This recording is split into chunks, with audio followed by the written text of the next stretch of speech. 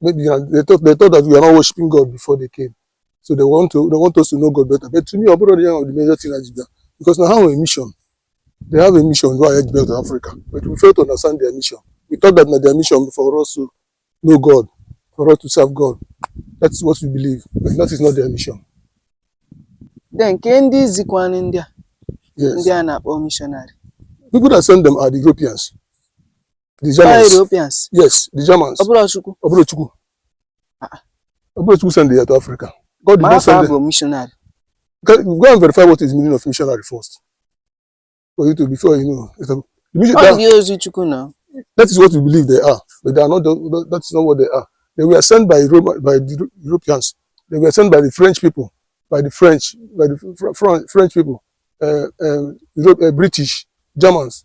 They are the one that sent them to Africa to conquer Africa. To conquer Africa.